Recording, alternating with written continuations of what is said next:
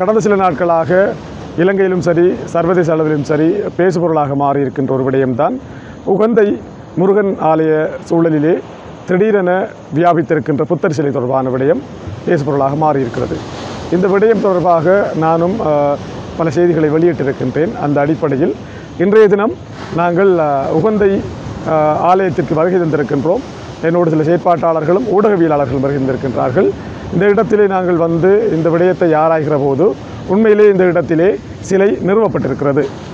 இந்த உகந்தை ஆலயம் என்பது அம்பாறை மாவட்டத்தின் தென்னையிலே எல்லையிலே தமிழர்களுடைய வரலாற்று புராதனம் நிறைந்த ஒரு சைவத்தமிழ் ஆலயமாக வரலாற்றோடு தொடர்பட்ட ஆலயமாக காணப்படுகிறது. இந்த ஆலய வளாகத்திலே அதன் முன்பாக ஒரு மலையிலே இந்த புத்தர் சிலை எவ்வாறு நிறுவப்பட்டது, எதற்காக நிறுவப்பட்டது என்ற கேள்வி எழுகிறது. இதனுடைய பின்னணி என்ன என்பது பற்றியும் எங்களுக்கு பல கேள்விகள் எழுந்திருக்கிறது. இந்த இடத்திலே நாங்கள் இப்போது இன்று அவதானித்த விடயம் கடற்படையினருடைய ஒரு முகாம் இருக்கிறது. அந்த முகாமின் முன்பாக இருக்கிற மலையில் தான் இந்த புத்தர் சிலை நிறுவப்பட்டிருக்கிறது. இந்த இடத்திலே அந்த மலையை பராமரிக்கின்ற அல்லது அந்த புத்தர் சிலையை பராமரிக்கின்ற கடமைகளிலே கடற்படையினர் ஈடுபட்டிருப்பதையும் நாங்கள் அவதானித்திருந்தோம் இன்றைய தினம். இதே நேரம் இந்த விடயம் தொடர்பாக ஆலயத்தில் இருக்கக்கூடிய குருமாரோடும் நாங்கள் பேசிய போது தற்போது செய்தித்தளங்களிலே இந்த செய்தி வியாபித்து வந்து கொண்டிருக்கின்றது. அதனால் இந்த இடத்திலே எங்களை வந்து புலனாய்வுத்துறையினர் போலீசார் வந்து விசாரித்தார்கள்.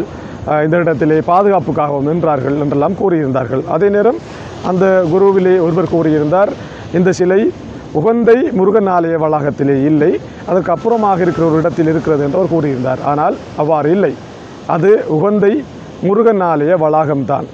உகந்தை என்பது முருகனுடைய இடமாகவே பார்க்கப்படுகிறது. அந்த இடத்திலே ஏன் எதற்காக திடீரென புத்தர் சிலை வியாபித்தது என்ற கேள்வி இருக்கிறது. நாங்கள் நேரடியாக பார்த்திருக்கிறோம். அங்கே அந்த புத்தர் சிலை அமைக்கப்பட்டிருக்கிறது. இங்கே எங்களுக்கு இன்னொரு கேள்வி இருக்கிறது.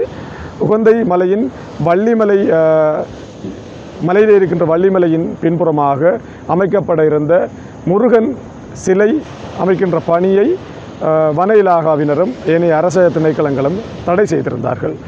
அவ்வாறு அதை தடை செய்த வன இலாகாவும் ஏனைய திணைக்களங்களும் ஏன் இந்த புத்தர் சிலை விடயத்திலே அந்த சட்ட நடவடிக்கையை மேற்கொள்ளவில்லை?